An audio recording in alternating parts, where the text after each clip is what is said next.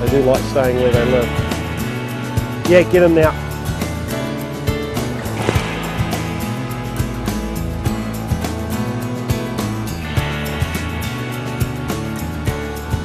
You can come in.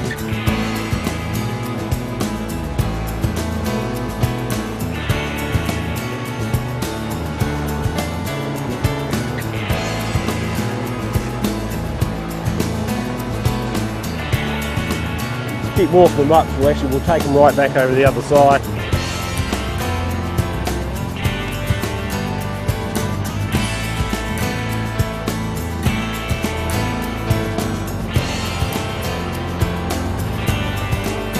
These are pretty little fish, isn't they?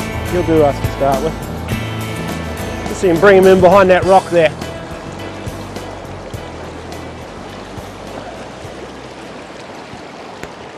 There we go. Nice. Very nice. Lovely little fresh run Tongariro hen, that one. Should be about £3, I suppose. 2.5, 3 pounds, but she's nice and fresh. Lovely condition, eh? With beautiful colours. Sensational. Yeah, good stuff. All right. Hey, good deal. Thanks, mate.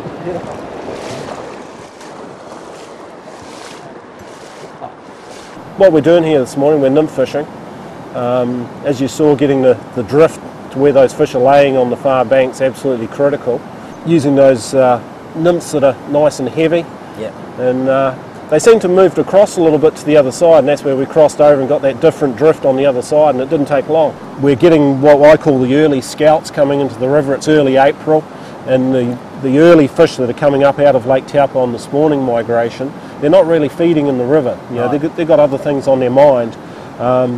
So primarily we're looking for the holding lies where they're sitting in the river, and these fish aren't feeding. You know, you could take a fish like that, examine the contents of its stomach, and I can guarantee you that 98% of the fish that you do that to in this river this time of year are completely barren. There's nothing at all in it. Right. So when they're taking a fly, they're not actually seeing it, you know, over in the distance a bit and charging it. They're actually, you basically got to get it on their nose. Absolutely. Right, yeah. On their nose. I reckon you need to get that fly drifting usually within about a foot to 18 inches of his coming right down on his nose, and then he's going to come and have a little go at it. We've had a few takes out there already this morning where the indicators moved and we've missed them, and that just goes to show you how quickly they take and spit the fly out when they're not being aggressive.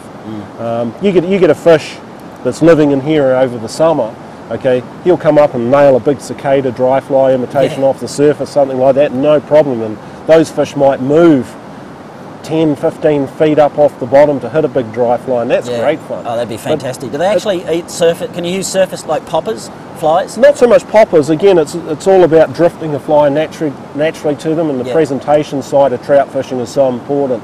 See this one here, Craig, she's a female rainbow. She's actually what we call a maiden fish. This one's never spawned before, so that she'll be 3 years old.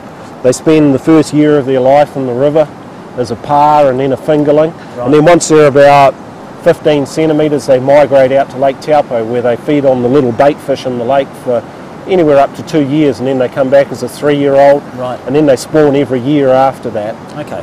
So rainbow trout, they're not like salmon, Pacific salmon, that die after they spawn. Okay, these fish can spawn anywhere up to 7, 8, 9 times. Okay.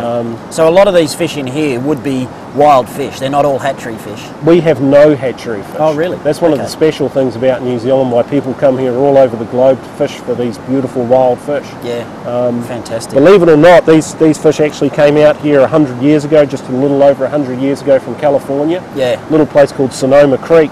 I actually went into the fish and game department there, and they still have a file, a dossier with the original letter dated 1892 requesting rainbow trout be sent to New Zealand. It was kind of like the holy pilgrimage when we So these fish are descendants of those fish? Exactly, and what they've actually done, because our strain is so pure, and they've taken some of these fish which were originally steelhead strain, and they've taken them back to reintroduce into the streams in California. I would like to take a fish to eat today, but I'm happy to stick with the protocol. What do you do with fish up here? We could take Hershey's of legal size. The minimum size is 45 centimetres, and you're allowed to take 3 a day. And the Taupo fish are actually really nice to eat. Yeah. We do a lot of catch and release, which is great. Yep. Yeah, so if you'd like to let that one go, it's your first fish, so it's kind of nice to let your first I think fish go. it'd be good karma, I think, to let him go. Absolutely. The Maori tradition is actually that you always let your first fish go really? of the day. Oh, Absolutely. well, we'll definitely stick with that then. Rightio.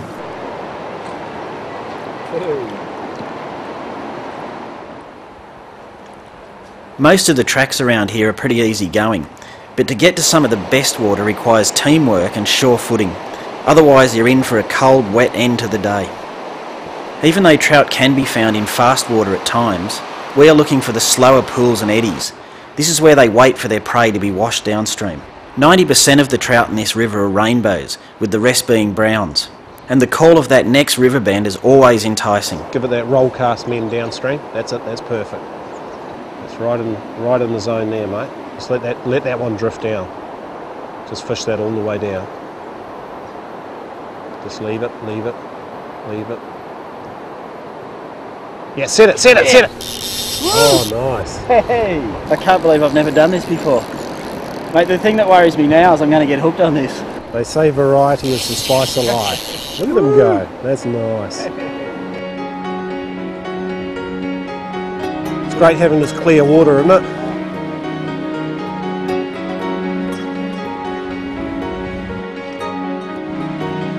Right, good one. It's got a little bit more colour, this one, so that signifies she's been in the river for a little bit longer. That first fish we got was much more silver, so that indicated she'd only just come up from Lake Taupo. You can see how she's quite fat in the belly, this one. You actually see the bulk mass of her eggs in there, so she's on her way up to spawn.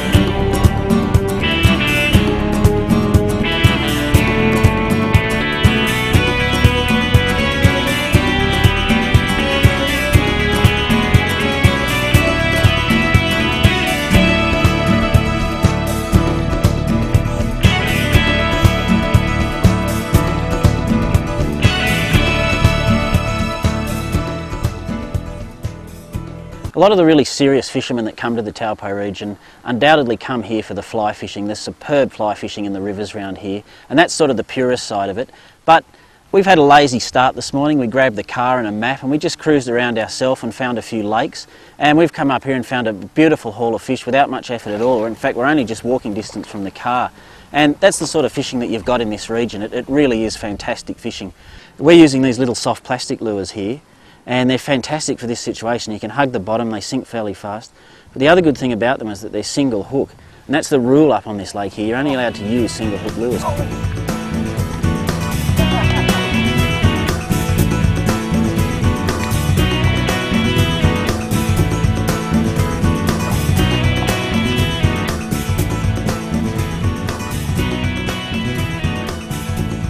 We picked up 3 beautiful fish. We got a couple of females and a male. We're going to take them home tonight and put them through the smoker. Should be delicious.